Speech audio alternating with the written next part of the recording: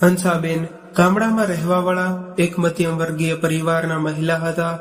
આમ તો તેઓ ગામડા સાથે જોડાયેલા હતા, પરંતુ જ્યારે તેમના છોકરા ખૂબ જ નાના હતા ત્યારે તેઓ પોતાના પરિવાર એટલે કે પોતાના પતિ અને બાળકો સાથે શહેરમાં આવી ગયા હતા. શહેરમાં આવ્યા પછી ની શરૂઆતના થોડા દિવસો તો તેમને ખૂબ જ મુશ્કેલી પડી. શરૂઆતમાં તો ના 2 ટાઈમનું સરખું ખાવા મળતું કે ના પહેરવાના સારા કપડાં. તેઓ ખૂબ જ સામાન્ય જીવન વિતાવતા હતા, અથવા તો એમ કહી લો કે સામાન્યથી પણ ગરીબ જીવતા હતા. કેમ કે બિચારા હંસાબેનના પતિ જયરામભાઈને શહેરમાં કોઈ કામ ધંધો હતો નહીં અને ના તેમને કોઈ સારી એવી નોકરી હતી. શહેરમાં આવ્યા તો થોડા રૂપિયા લઈને આવ્યા હતા અને તે રૂપિયાથી જ અત્યાર સુધી તેમનો ખર્ચો ચાલી રહ્યો હતો. પરંતુ જેમ બાળકો મોટા થતા ગયા એમ ખર્ચો પણ વધતો જતો હતો, એટલે તેમણે જલ્દી પોતાના માટે કામ ધંધો શોધવાનું શરૂ કરી દીધું. પરંતુ અજાણ્યું શહેર જ્યાં તેમને કોઈ ઓળખતું પણ ન હતું, એટલે જલ્દીથી તેમણે કોઈક કામ મળી રહ્યું ન હતું. એટલે મજબૂરીમાં શરૂઆતમાં તો બિચારા મજૂરીનું કામ કરવા લાગ્યા. પછી ધીરે ધીરે તેમને ફેક્ટરીમાં કામ મળી ગયું અને ત્યાંથી થોડા વધારે રૂપિયા કમાવા લાગ્યા. અને હંસા બેન રસોઈ ખૂબ જ સારી બનાવતા હતા. લગ્ન પ્રસંગમાં ઘણા લોકો રસોઈ બનાવવા માટે રસોઈયાણીને રાખતા હતા. તો બસ એવી જ રીતે નાના મોટા પ્રસંગમાં લોકો માટે જમવાનું બનાવવાનું કામ હંસાબેન કરી લેતા હતા, જેનાથી મહિનાના થોડા દિવસો કામ કરવાથી પણ એમને સારા એવા રૂપિયા મળી જતા હતા. તે રૂપિયા તેઓ સાચવીને રાખતા હતા. આમને માત્ર 3 વર્ષ વીતી ગયા હતા. હવે તેમની પાસે થોડા ઘણા રૂપિયા ભેગા થઈ ગયા હતા. એટલે તેમણે વિચાર્યું કે એક નાનકડી એવી દુકાન લઈએ અને પોતાનો ધંધો શરૂ કરીએ, તો કોઈની નોકરી કરવી ન પડે અને ના કોઈની વાતો સાંભળવી પડે. જેટલી મરજી હોય તેટલું કામ કરો અને જેટલો નફો થાય એ બધો પોતાનો. એટલે કે આવું વિચારીને તેમણે માર્કેટમાં એક દુકાન લેવા માટે વાત કરી. તેમણે વિચાર્યું કે થોડો ઘણો ખાવા પીવાનો ફાસ્ટ ફૂડનો સામાન રાખીએ, સાથે જ દુકાનની અંદર જનરલ સ્ટોર એટલે કે પરચુરણ વસ્તુઓ બધી ભરી લેશે, જેનાથી કોઈ પણ હાલતમાં તેમનો ખર્ચો ચાલતો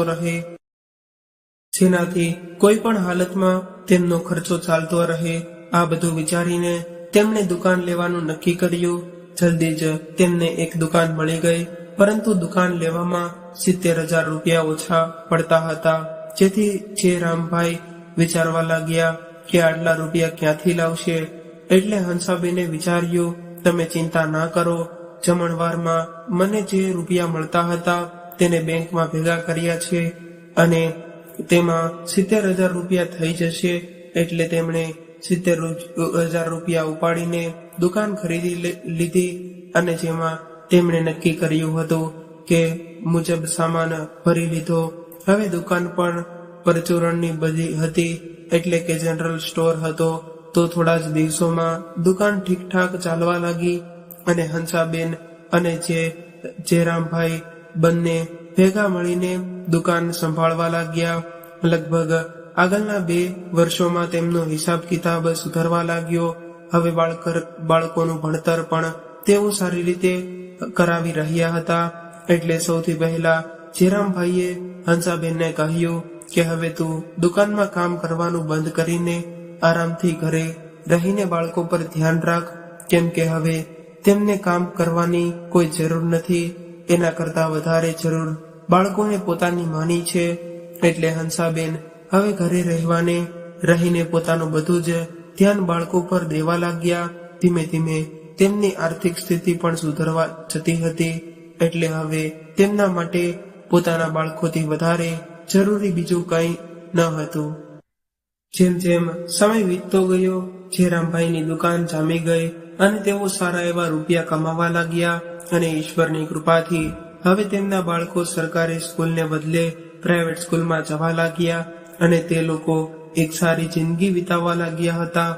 પરંતુ હજી તેઓ ભાડાના મકાનમાં જ રહેતા હતા.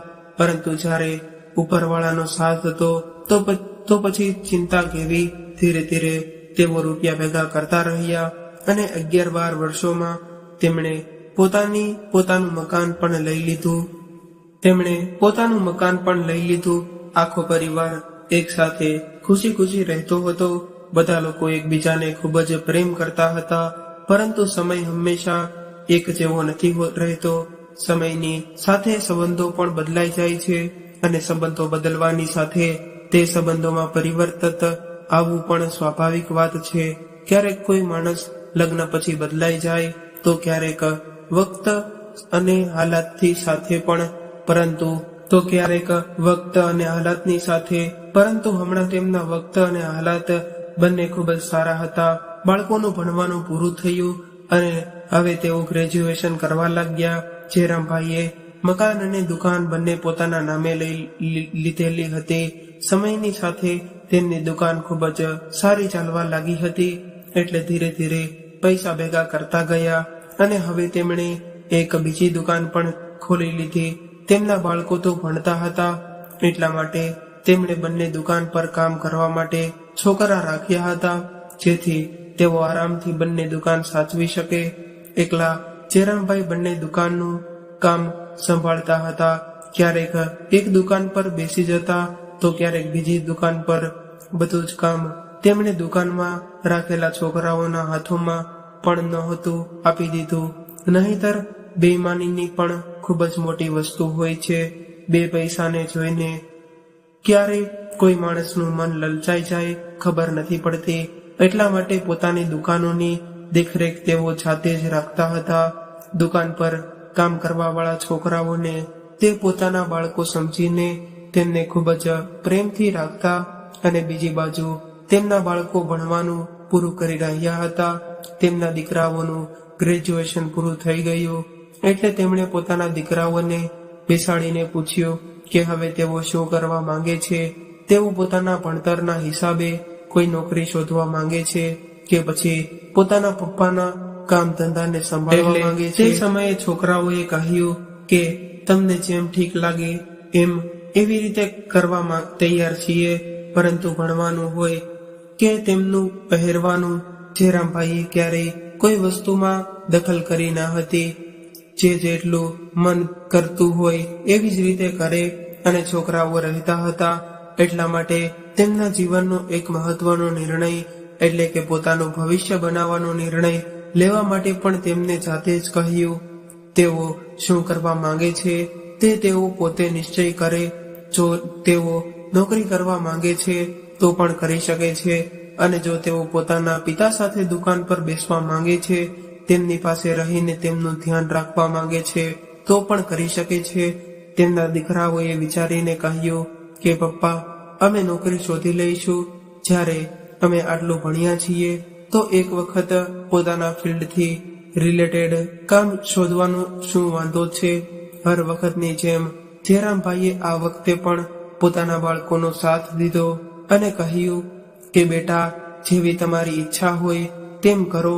તમારા પર કોઈ જવાબદારી નથી. આ તમારા જીવનના નિર્ણય છે તો તમે જાતે લઈ લ્યો. એટલા માટે પોતાના દીકરા પોતાના ભણતરના હિસાબે નોકરી શોધવા લાગ્યા. અને જ્યારે થોડો સમય સુધી તેમને નોકરી મળી નહીં તો તેમણે નિશ્ચય કર્યો કે તેઓ પોતાના પપ્પાની દુકાન પર બેસી જશે.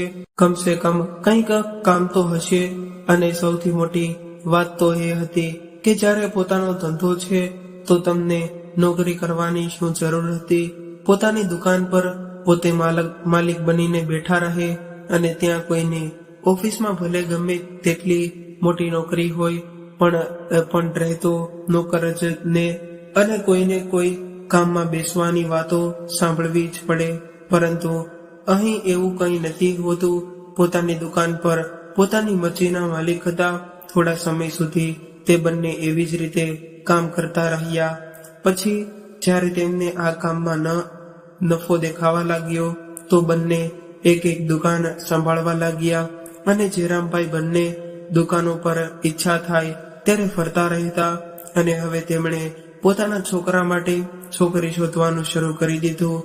અને સારી છોકરી શોધીને તે બંનેના લગ્ન પણ કરાવી નાખ્યા. ધીમે ધીમે સમય વીતતો ગયો અને હવે તેમની દીકરી ભૂમિનું ગ્રેજ્યુએશન પર પૂરું થવા આવ્યું હતું. ગ્રેજ્યુએશન કર્યા પછી વધારે આગળ ભણવા માટે તેણે વિદેશ જવાની ઈચ્છા હતી. એટલા માટે તેણે વિદેશ જવા માટે સરકારી ફોર્મ ભર્યું, જેમાં સ્કોલર વિદ્યાર્થીઓને સ્કોલરશીપ મળે છે, અને એક એન્ટ્રન્સ એક્ઝામ પણ આપી, જેમાં તે સફળ થઈ ગઈ. એટલા માટે તેને સ્કોલરશીપ પર વિદેશ જવાનો મોકો મળી ગયો. એટલે હવે તે વિદેશ જઈને મન લગાડીને ભણતી હતી. અહીં ઘરમાંથી દીકરીના ગયા પછી ઘરમાં 2 વહુઓ હતી. એટલા માટે દીકરીની કમી એટલી બધી મહેસૂસ થતી ન હતી, અને બંને વહુ પણ મામા ફઈની બહેનો હતી. એટલા માટે તે બંનેમાં પણ સારી બનતી હતી. અહીં દીકરા દુકાનોનું બધું કામ સંભાળવા લાગ્યા હતા, પરંતુ હજુ પણ એટલી જાણકારી હતી નહીં. એટલા માટે જયરામભાઈ ભાગદોડ કરતા રહેતા હતા. બહારના બધા જ કામ પણ સંભાળતા અને દીકરાઓને શીખવાડતા પણ રહેતા. એક દિવસ જ્યારે જયરામભાઈ એક દુકાનેથી બીજા દુકાનદાર પર જઈ રહ્યા હતા, તો અચાનક તેમનું મૃત્યુ થઈ ગયું. એક મોટા ટ્રક સાથે તેમનું એક્સિડન્ટ થઈ ગયું અને ટ્રક વાળો તેમને મારીને ભાગી ગયો. રસ્તામાંથી પસાર થતા એક માણસે તેમને ફટાફટ હોસ્પિટલમાં ભરતી કરાવ્યા અને પોલીસને જાણ કરી, જેથી જયરામભાઈના ઘરવાળાઓને આ વિશે ખબર પડી શકે. અને પોલીસ વાળાએ જયરામભાઈએ પોતાના અંતિમ શબ્દોમાં એટલું જ કહ્યું કે ટ્રક વાળાએ તેમનું એક્સિડન્ટ કર્યું અને પછી ભાગી ગયો. જે દિવસે એક્સિડન્ટ થયું તે દિવસે તરત જ ભૂમિને જાણ કરવામાં આવી અને તે પોતાના પિતાને જોવા માટે ત્યાંથી નીકળી ગઈ. અને બીજા દિવસે સવાર સુધીમાં ભૂમિ પોતાના દેશ પહોંચી ગઈ. પોતાના દીકરા અને દીકરીને બોલાવીને જયરામભાઈએ સમજાવ્યું કે બેટા, મેં જીવતે જીવતા તમારી મમ્મીને ખૂબ જ પ્રેમ અને સન્માનથી રાખી હતી. મારા ગયા પછી તમારી મમ્મીનું પૂરું ધ્યાન રાખજો. ક્યારેય કોઈ બાબત માટે હેરાન ન કરતા, તેનું પૂરું ધ્યાન રાખજો. પોતાના બાળકોને કહેલા આ આખરી શબ્દ હતા. ત્યાર પછી જ્યારે જયરામભાઈએ પોતાની આંખો બંધ કરી, તો ફરી વાર ક્યારેય તેમણે પોતાની આંખો ખોલી જ નહીં. અને પોતાના પતિના આમ અચાનક જ જતા રહેવાનો આઘાત હંસાબેન માટે ખૂબ જ ઊંડો હતો, જેને સહારે તેમણે પોતાના દરેક સુખ દુઃખને હસતા હસતા પાર કર્યા હતા. આજે તે જ જીવનસાથી તેમનો સાથ છોડીને જતા રહ્યા હતા. ખૂબ જ મુશ્કેલીથી તેમણે પોતાની જાતને સંભાળી. જ્યારે કોઈ માણસ આપણને મૂકીને જતું રહે છે, તો તેના ગયા પછી પણ જિંદગી તો જીવ જ પડે છે. જિંદગી ખતમ થઈ જતી રહે છે. ધીરે ધીરે બધાએ હકીકત સ્વીકારી લીધી અને દીકરી ફરીવાર વિદેશ પોતાનું ભણવાનું પૂરું કરવા જતી રહી. ભૂમિને શરૂઆતથી જ ડોક્ટર બનવાનો શોખ હતો અને તે જ ભણવા માટે તે વિદેશ ગઈ હતી. દીકરાઓએ દુકાન સારી રીતે સંભાળી લીધી હતી અને પોતાના એરિયામાં તેમનું ખૂબ જ મોટું નામ અને માન સન્માન હતું. જયરામભાઈના મૃત્યુના થોડા મહિના પછી હંસાબેનના ઘરમાં એક પૌત્રનો જન્મ થયો અને પછી થોડા સમય બાદ નાની વહુને પણ દીકરી થઈ. પરિવારમાં ફરી ખુશીઓનું વાતાવરણ હતું. હવે બાળકોના સહારે હંસાબેન પોતાનું દુઃખ ભૂલાવી નાખતા હતા. જ્યાં સુધી બાળકોની સાથે રહેતા બિલકુલ ટેન્શન ફ્રી રહેતા હતા. કોઈ પરેશાની ન હતી. હંસાબેન પોતાના પૌત્ર પૌત્રી સાથે હળી મળીને ઘરમાં રહેતા હતા અને બધું ભૂલાવીને કોશિશ કરી રહ્યા હતા. અહીં તેમના દીકરા અને વહુ જે હવે બધી જ જવાબદારી સંભાળી રહ્યા હતા, એટલે હવે બધા રૂપિયા પણ તેમના હાથમાં જ હતા. જ્યાં સુધી જયરામભાઈ જીવતા હતા, હંસાબેનને રૂપિયા માંગવાની જરૂરત પડતી ન હતી. તેઓ થોડાક રૂપિયા આપી દેતા હતા. દરેક માણસને પોતાની જરૂરિયાત હોય છે, જેના માટે તેને રૂપિયાની જરૂર પડે છે. એટલા માટે તેમણે પોતાના દીકરાઓને કહ્યું કે બેટા, તમારા પપ્પાનું મને ખર્ચા માટે દર મહિને થોડા રૂપિયા આપતા હતા. વાત એમ છે કે હું અને તારા પપ્પા બંને એક અનાથ આશ્રમ સાથે જોડાયેલા છીએ, એટલે તેઓ દર મહિને મને 5,000 રૂપિયા આપતા હતા. જેમાંથી હું પોતાના માટે 2000 રૂપિયા રાખી લેતી હતી અને 3000નો થોડો ઘણો ખાવા પીવાનો સામાન તે અનાથ આશ્રમના બાળકો માટે લઈ જતી હતી. તેનાથી તે અનાથ બાળકો પણ ખૂબ જ ખુશ રહેતા હતા.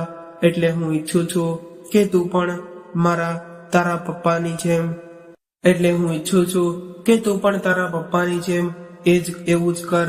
ત્યારે તો તેમનો દીકરો કંઈ બોલ્યો નહીં, પરંતુ જેવો જ મહિનો શરૂ થયો અને હંસાબેને તેની પાસે 5000 રૂપિયા માંગ્યા તો તેમનો દીકરો બોલ્યો, મને તો એક વાત સમજાતી નથી મમ્મી, તમારી પાસે એટલા બધા ફાલતુ રૂપિયા છે કે બધે વહેંચતા રહો. એક તો પહેલાથી જ દરવાજા પર કોઈ ભીખ માંગવા આવી જાય અને તો તમે એને હંમેશા કંઈક ને કંઈક આપીને મોકલો છો, ક્યારેક 50 રૂપિયા તો ક્યારેક 100 રૂપિયા, અને ઉપરથી હવે તમને 5000 રૂપિયા અનાથ છોકરાઓ માટે આપીએ. મને તો એક વાત સમજાતી નથી, તમારે ખર્ચો કઈ વાતનો છે? તમારે આટલા રૂપિયા શું કામ જોઈએ છે? કેમ કે ઘરનો બધો સામાન તો આવી જાય છે, તમારે ક્યાં ખર્ચ કરવાની જરૂરત છે? માન્યો કે જ્યારે પપ્પા હતા તો તમને રૂપિયા આપતા હશે, પરંતુ ત્યારની વાત અલગ હતી. હવે મોંઘવારી એટલી બધી વધી ગઈ છે, જે નફો થાય એમાંથી દુકાનનો સામાન લેવાનો, ઘરમાં કામ કરવા વાળા છોકરાઓને પગાર આપવાનો અને ઘરનો ખર્ચો ચલાવવાનો, અડધાથી અડધા રૂપિયા પણ નથી બચતા. એવામાં છોકરાઓનો ભણવાનો ખર્ચો બધું જોવું પડે છે અને તમે કહો છો તે હદ છે. આટલું કહીને તેમનો દીકરો ત્યાંથી જતો રહ્યો, પરંતુ હંસાબેન ત્યાં જ ઊભા રહી ગયા અને વિચારવા લાગ્યા કે આખરે મેં એવું પણ શું કહી દીધું કે આટલું સંભળાવીને જતો રહ્યો. બીજા દિવસે સવાર પડી તો વહુએ કહ્યું, સાંભળો, મને 10,000 રૂપિયા જોઈએ છે. મને મારી બહેનો સાથે શોપિંગ કરવા જવાનું છે. તો તેમના દીકરાઓએ તરત જ ફોનથી રૂપિયા ટ્રાન્સફર કરી દીધા અને વહુના ખાતામાં. આ જોઈને હંસાબેનને ખૂબ જ ગુસ્સો આવ્યો, પરંતુ તેઓ શું કહી શકતા હતા? મનમાં તો થતું કે પોતાના દીકરાઓને સંભળાવી દે, પરંતુ ગુસ્સામાં કોઈ પણ કહેવું મતલબ વાતને વધારવાનું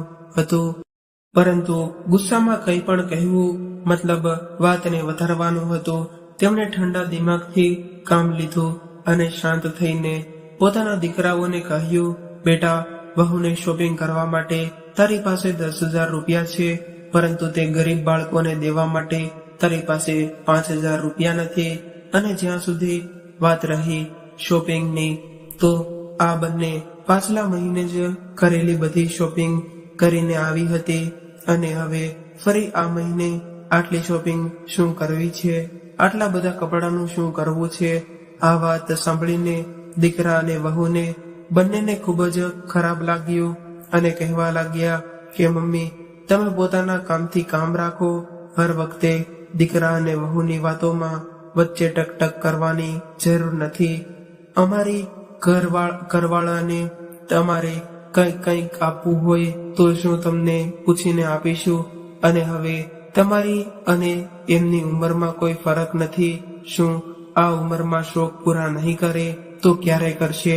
એટલે હંસાબેને પોતાના દીકરાને કહ્યું કે શોખ અને જરૂરતમાં ઘણો ફરક હોય છે. હું તમારી પાસે જે રૂપિયા માંગી રહી છું તે કોઈની જરૂરત માટે હતા, અને તમે જે રૂપિયા ઉડાડી રહ્યા છો વગર વાતના તે શોખ માટે છે. હંસાબેન એક સ્વાભિમાની મહિલા હતા, જેમના પતિએ અત્યાર સુધી તેમના માટે આટલું બધું કર્યું હતું. તેઓ કોઈનું પણ સાંભળવા માટે તૈયાર હતા નહીં, અને ખાસ ત્યારે જ્યારે તેઓ પોતે જરાય ખોટા ન હતા. તે દિવસે દીકરા ચૂપચાપ દુકાને જતા રહ્યા અને વહુઓએ પણ પોતાની સાસુ સાથે વાત કરવાનું બંધ કરી નાખ્યું. હવે નાની નાની વાતો માટે લોકો હંસાબેનને અને દલીલ કરતા રહેતા હતા. થોડા મહિના વીત્યા પછી હંસાબેને પોતાના દીકરાઓને કહ્યું, બેટા, આ વખતે મને થોડા રૂપિયા આપજે. દિવાળી પર ગરીબો સાથે મોટી થોડી મીઠાઈઓ લેવી છે, જેનાથી ઘરમાં સુખ સમૃદ્ધિ અને બરકત આવે છે અને ગરીબોની દુઆઓ મળતી રહેશે તો આપણા માટે પણ સારું જ છે. ફરીવાર દીકરાઓએ પોતાની મમ્મીને સંભળાવી દીધું અને બોલ્યા, હદ થઈ ગઈ છે મમ્મી, ખબર નહીં તમે પોતાની જાતને કેટલા લખપતિ સમજો છો કે હર જગ્યાએ રૂપિયા ઉપાડવા માંગો છો. થોડા મહિના પહેલા અનાથ છોકરાઓને 5,000 રૂપિયા દેવા પાછળ તમે એટલી બધી દલીલ કરી હતી અને હવે ગરીબોમાં મીઠાઈ વહેંચવી છે. અરે વાતોથી કંઈ નથી થતું. અડધા કિલોનો ડબ્બો પણ 400 રૂપિયાનો આવે છે. હવે જો તમે 100 ગરીબોને પણ મીઠાઈ વહેંચી તો બસ થઈ ગયું અમારું. તો આ અમારા હાથની વાત નથી કે એટલા બધા પૈસાદાર પોતાની જાતને દેખાડીએ અને તે ગરીબો પોતા પાસેથી આપણને મળવાનું જ શું છે. જો તમે અમારી કોઈ મદદ ન કરી શકો તો કમસે કમ અમારો ખર્ચો વધારવાની તો વાત ન કરો. હવે તો દીકરા અને વહુઓ હર વાત પર સામો જવાબ દેવા લાગ્યા હતા અને બીજી બાજુ દીકરાઓએ પોતાના સાસરામાં 2,000-2,500 રૂપિયાની મીઠાઈઓ અને કપડાં દિવાળી પર ગિફ્ટ તરીકે મોકલ્યા. આ બધું જોઈને ફરીવાર હંસાબેનને ખૂબ જ ગુસ્સો આવ્યો. તેમણે કહ્યું કે ત્યાં 50,000 રૂપિયા ખર્ચ કરી નાખ્યા. જો અહીં 20-25,000 ખર્ચા કરી નાખત તો તમારું શું બગડી જાત. પછી હંસાબેને વિચાર્યું કે કંઈ વાંધો નહીં, હવે જ્યારે મારા દીકરાઓ દાન કરવાનું કોઈ કામ કરવા નથી માંગતા તો તે તેમની ઈચ્છા છે, ન કરે તો કંઈ વાંધો નહીં, હું વધારે શું કહું. એટલા માટે તેઓ ચૂપ રહેવા લાગ્યા. હવે તે ધીરે ધીરે દીકરા અને વહુ ખૂબ જ વધારે રૂપિયા ઉપાડવા લાગ્યા. હવે તો ધીરે ધીરે દીકરા અને વહુ ખૂબ જ વધારે રૂપિયા ઉડાડવા લાગ્યા. હાલત તો ચાલતા ક્યારેય પિક્ચર જોવા જતા, ક્યારેક બહાર જમવા જતા અને આ બધું કરતા કરતા તેમણે પોતાની દુકાન બરબાદ કરી નાખી. 2 જ વર્ષમાં તેમની હાલત પહેલા કરતા પણ ખૂબ જ ખરાબ થઈ ગઈ. હવે તેમની પાસે ઉડાડવા માટે રૂપિયા હતા નહીં. રૂપિયા ઉડાડવા તો દૂરની વાત, જે આબરૂ પોતાના પિતાએ આટલી મહેનતથી બચાવી હતી, ખોટી સંગતમાં પડીને તેમણે તે આબરૂ પણ ધૂળમાં ભેળવી નાખી. તેમણે દુકાન પર જવાનું પણ લગભગ બંધ કરી નાખ્યું, જેને કારણે તેઓ કંઈ પણ નફો કમાતા ન હતા શકતા અને દુકાન પર રહેવાવાળા છોકરાઓ પણ હવે એમનાથી ચાલાકી કરવા લાગ્યા હતા, કેમ કે તેમને ખબર પડી ગઈ હતી કે આ લોકોને કોઈ ચીજનું ભાન નથી રહેતું, બસ પોતાના મસ્તીમાં મસ્ત રહે છે. આવી જ રીતે તેઓ ધીરે ધીરે ડૂબતા જઈ રહ્યા હતા. અને જ્યારે તેમના ઉપર કરજો વધી ગયો તો દીકરાઓએ પોતાની માને કહ્યું, મમ્મી, અમને લાગે છે કે આપણે એક દુકાન ભાડે દઈ દેવી જોઈએ, જેનાથી થોડા રૂપિયા આવતા રહે. તો બીજો દીકરો બોલ્યો, પાગલ, ભાડે આપવાથી આપણો કરજો થોડો ઉતરી જશે. મમ્મી, મને તો લાગે છે કે આપણે એક દુકાન વેચવી પડશે. તમે દુકાનના કાગળિયા ઉપર સાઇન કરો અથવા તો અંગૂઠો લગાવી દો, જેનાથી અમે એક દુકાન વહેંચી શકીએ અને કરજામાંથી મુક્ત થઈ શકીએ. જુઓ મમ્મી, આ બધી ધન દોલત શું કામની છે? શાંતિથી રહી ન શકે તો હવે અમારા કરજદાર અમારું જીવવું મુશ્કેલ કરી રહ્યા છે. એટલા માટે પ્લીઝ તમે આ કાગળ પર સાઇન કરીને આ દુકાનને વહેંચી નાખો. તેના જે રૂપિયા આવશે તેનાથી અમે પોતાનો કરજો ચૂકવી શકીશું.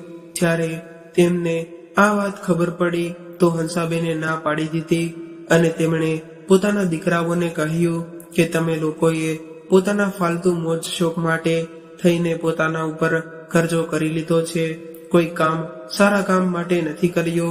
તમારા લોકોથી પોતે તો કંઈ કામ થતું નથી અને મારા પતિની મહેનતની કમાણી મારા પતિએ તમારા માટે જે આટલું બધું કરીને રાખ્યું હતું એમને પણ તમે લોકોએ બરબાદ કરી નાખ્યું. અને ઉપરથી તમે ઈચ્છો છો કે હું એ દુકાન તમારા નામે કરી નાખું? જરાય નહીં, હું એ દુકાન તમારા નામે ક્યારેય નહીં કરું. મારા પતિના મૃત્યુથી પહેલા તેમણે મને આ બધી વસ્તુની માલિકી એટલે કે માલિકન બનાવી હતી, કેમ કે જો બધું જ તમારા નામ પર હોત તો તો તમે બધું બરબાદ કરી નાખત. ભલે ગમે તે થઈ જાય, હું આ પ્રોપર્ટી તમારા નામે નહીં કરું. તારા પપ્પાએ જતા પહેલા બધું જ મારા નામે કર્યું છે અને આ બધું મારા જ નામે રહેશે જ્યાં સુધી હું મરી ન જાઉં, કેમ કે હું મારા પતિની દરેક વિરાસતની રક્ષા કરીશ અને મારા જીવતા એમને નહીં જ વેચવા દઉં. આ બધી વાતો સાંભળીને દીકરા અને વહુ ખૂબ જ નારાજ થઈ ગયા. તેમણે હંસાબેન સાથે ખૂબ જ દલીલબાજી પણ કરી, પરંતુ હંસાબેને માન્યા નહીં અને તેમણે અંગૂઠો લગાવવાથી સાફ મનાઈ કરી દીધી. દીકરા અને વહુ ખૂબ જ વધારે ગુસ્સામાં હતા કે જો મમ્મીએ અંગૂઠો ન લગાવ્યો કે સાઈન ન કરી તો બધું કઈ રીતે થશે. હવે તે લોકો ખૂબ જ ટેન્શનમાં આવી ગયા હતા કે શું કરવામાં આવે. રાત્રે જ્યારે હંસાબેન સુવા જઈ રહ્યા હતા તો દીકરા વહુના રૂમમાંથી અવાજ આવી રહ્યો હતો. એટલે જઈને જોયું કે ચારેય જણ એક જ રૂમમાં વાતો કરી રહ્યા હતા અને કહેતા હતા કે જો મમ્મી જીવતે જીવતા આ બધું આપણા નામે ન કરે તો તેમના મર્યા પછી તો આ બધું આપણું જ છે ને, હવે તેમને મારવા પડશે. જ્યારે દીકરા આ બધી વાતો કરી રહ્યા હતા તો હંસાબેને આ બધું સાંભળી લીધું. આવું સાંભળીને તેઓ ગભરાઈ ગયા અને ત્યાંથી ભાગવા લાગ્યા, પરંતુ તેમના હાથે કાચનો ગુલદસ્તો તૂટીને પડી ગયો. અવાજથી દીકરા અને વહુઓ બહાર આવ્યા અને પોતાની મમ્મીને જોઈને તેઓ હંસાબેન પર તૂટી પડ્યા. કોઈએ માથા પર ઘા કર્યો તો કોઈએ હાથ પગ બાંધ્યા અને આખરે ગળું દબાવીને તે લોકોએ પોતાની મમ્મીને મારી નાખ્યા. અને પછી પોતાની મમ્મીના હાથના અંગૂઠાના નિશાન બધા કાગળ પર લઈ લીધા અને બીજા પણ થોડાક ખાલી કાગળ પર પોતાની મમ્મીના અંગૂઠાના નિશાન લઈ લીધા. તેમણે આ ઘરના કાગળિયા જે પહેલેથી જ તૈયાર કરાવીને રાખ્યા હતા તેમના ઉપર પણ અંગૂઠાના નિશાન કરી લીધા. અને પછી તેઓ વિચારવા લાગ્યા કે આખરે હવે શું કરવામાં આવે, કઈ રીતે હવે આ હત્યાને મૃત્યુમાં ફેરવવામાં આવે જેનાથી કોઈને પણ આપણા ઉપર શંકા ન થાય. ત્યારે તે દીકરાઓએ પોતાની જ માને તેમના રૂમમાં પંખાથી લટકાવી દીધા અને બીજા દિવસે સવાર થવાની રાહ જોઈ. સવાર થતા જ રાડો પાડવા લાગ્યા, જેનાથી આસપાસના લોકો ભેગા થઈ ગયા અને તેઓ પોતાની મમ્મીને જોઈને ત્યાં જ રોકડ કરવા લાગ્યા. જે પપ્પાના ગયા પછી તેમને એટલો બધો આઘાત લાગ્યો કે તમે આત્મહત્યા કરી લીધી. દીકરીને જ્યારે આ સમાચાર મળ્યા તો તે પણ બિચારી ત્યાંથી તરત જ નીકળી પડી. તેના પપ્પા તો પહેલા જ દુનિયા છોડીને જતા રહ્યા હતા અને બે જ વર્ષની અંદર લગભગ તેની દુનિયા વિરાન થઈ ગઈ હતી. તે 2 જ વર્ષમાં અનાથ થઈ ગઈ હતી અને હવે તેનું કોઈ રહ્યું નહીં સિવાય મતલબી ભાઈ અને ભાભીઓના. તે ઇન્ડિયા પહોંચી. તેને ખબર પડી કે તેની મમ્મીના મૃતદેહને તે લોકો સ્મશાન ઘાટ લઈને પહોંચી રહ્યા છે, એટલે તે સીધી સ્મશાન ઘાટ પર જ પહોંચી ગઈ. ત્યાં પહોંચીને તે પોતાની મમ્મીને જોઈને ધ્રુસરે રડવા લાગી. આખા રસ્તામાં પણ તે રોતી જ આવી રહી હતી અને પોતાની મમ્મીને જોતા જ જોરથી રડવા લાગી અને વારંવાર તેમને ઉઠાડવાની કોશિશ કરતી હતી. અંતે એવું લાગી રહ્યું હતું કે આટલી ભીડ હોવા છતાં પણ તે જાણે એકલી પડી ગઈ છે. તેનાથી આ દુઃખ સહન નહોતું થઈ રહ્યું. તે પોતાની મમ્મી પાસે રડી રહી હતી ત્યારે તેની નજર અચાનક તેના મમ્મીના હાથ પર પડી, જેના પર સ્યાહીના નિશાન હતા. એવું લાગી રહ્યું હતું કે જાણે કોઈએ સ્ટેમ્પથી અંગૂઠો લગાડ્યો હોય. પોતાની મમ્મીના હાથ પર તે નિશાન જોઈને ભૂમિને ખૂબ જ અજીબ લાગ્યું. તે નિશાન જોઈને આશ્ચર્યચકિત થઈ રહી હતી અને ત્યાં જ જોરથી રાડ પાડીને બોલી, નહીં, કોઈ મારી મમ્મીના શબને હાથ નહીં લગાડે. ખબરદાર, જો કોઈએ પણ મારી મમ્મીને અગ્નિદાહ આપવાની કોશિશ કરી છે તો એટલું કહીને તેણે પોતાના ભાઈના હાથમાંથી મશાલ દૂર ફેંકી દીધી અને અગ્નિદાહ આપવાથી રોકી લીધો. આ બધું જોઈને બધા લોકો ચોંકી ગયા કે તે આવું કેમ કરી રહી છે, પરંતુ તેના ભાઈઓ સમજી ગયા હતા કે આવું કેમ કરી રહી છે, એટલે તેઓ જલ્દી ચિત્તાને અગ્નિ કરવાની કોશિશ કરી રહ્યા હતા અને કહેવા લાગ્યા કે મમ્મીના જવાના આઘાતમાં કદાચ આનું માનસિક સંતુલન બગડી રહ્યું છે, પરંતુ અમારી મમ્મીની આત્માની શાંતિ માટે આ તો કરવું જ પડશે. એમને કહેતા તે પોતાની મમ્મીની ચિતા તરફ આગળ વધ્યા તો ભૂમિ પોતાની મમ્મીના શબને ચોટીને ઊભી રહી ગઈ અને બોલી કે જો કોઈએ પણ મમ્મીની ચિતાને સળગાવવાની કોશિશ કરી તો હું પણ તેમની સાથે જીવતી સળગી જઈશ. એટલા માટે જ્યાં સુધી હું ના કહું કોઈ મારી મમ્મીની ચિત્તાને હાથ નહીં લગાડે. એમ કહીને ભૂમિએ તરત જ પોલીસને ફોન કરી દીધો અને પોલીસ સાથે ફોન પર વાત કર્યા બાદ ભૂમિ પોતાની મમ્મીના મૃતદેહને ચોટીને ત્યાં જ રડવા લાગી. એટલી વારમાં ભાઈઓએ ઘણી કોશિશ કરી કે તેઓ કોઈ પણ રીતે પોતાની મમ્મીની ચિત્તાને અગ્નિદાહ, પરંતુ ગામવાળાઓની સામે જ્યારે ભૂમિએ પોતાને અગ્નિમાં કૂદવાની ધમકી આપી તો બધા લોકો રોકાઈ ગયા અને એટલો જ સમય ભૂમિ માટે ઘણો હતો. એટલી જ વારમાં ત્યાં પોલીસ પણ પહોંચી ગયા હતા. પોલીસે ત્યાં પહોંચીને જોયું કે ભૂમિની મમ્મીના હાથ પર શાહીના નિશાન છે અને તે પણ ફક્ત અંગૂઠા ઉપર જ. એટલે ભૂમિની સાથે પોલીસ વાળાઓએ પણ હંસાબેનના દીકરા ઉપર શંકા થઈ, એટલે તેમણે બધાને પોતાની હિરાસતમાં લીધા અને મૃતદેહને પોસ્ટમોર્ટમ માટે મોકલી દીધો. જેવો જ તે પોસ્ટમોર્ટમનો રિપોર્ટ આવ્યો તો ખબર પડી ગઈ કે હંસાબેનનું મૃત્યુ ગળું દબાવાને કારણે થયું છે અને મૃત્યુથી પહેલા તેમની ઘણી બધી ઝપાઝપી પણ થઈ હતી. કદાચ સાચી જ આ એક આત્મહત્યા નહીં પરંતુ મર્ડર છે, કેમ કે મરવાની પહેલા તેમની સાથે મારપીટ પણ કરવામાં આવી હતી. તેમના માથા ઉપર પણ ઈજાના નિશાન મળ્યા અને હાથ પગ ઉપર પણ પોસ્ટમોર્ટમ રિપોર્ટ આવેલું સાબિત થયા પછી તે લોકો ખૂબ જ ગભરાઈ ગયા. અને બીજી બાજુ ભૂમિ પોતાની મમ્મીને ન્યાય અપાવવા માટે પૂરી રીતે તૈયાર હતી. અહીં તેના ભાઈઓ અને ભાભીના હાથ પગ ધ્રુજી રહ્યા હતા. તેમણે એવું લાગી રહ્યું હતું કે દિવસે ને દિવસે ભૂમિ હકીકતની વધારે નજીક જઈ રહી છે. એવામાં તે લોકો શું કરી શકવાના હતા, પરંતુ ભૂમિ સીધી પોતાના ભાઈ ભાભીનું નામ નહોતી લઈ શકતી, કેમ કે તેની પાસે કોઈ સાબિતી હતી નહીં. એટલે તે પોતાના ઘરે જ રહેવા લાગી.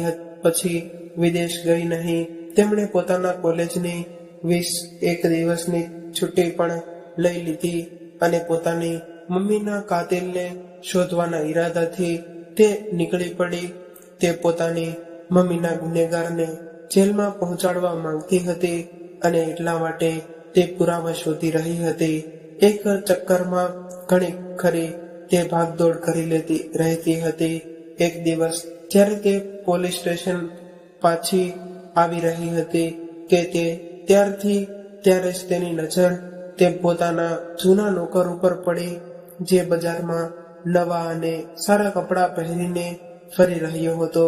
તેને અચાનક આટલા સારા કપડાં જોઈને ભૂમિ વિચારમાં પડી ગઈ અને બોલી કે આખરે તેની પાસે આટલા રૂપિયા ક્યાંથી આવ્યા. પોતાની શંકાને હકીકતમાં બદલવા માટે તેણે પોલીસને ફોન કર્યો અને બધી જ વાત જણાવી.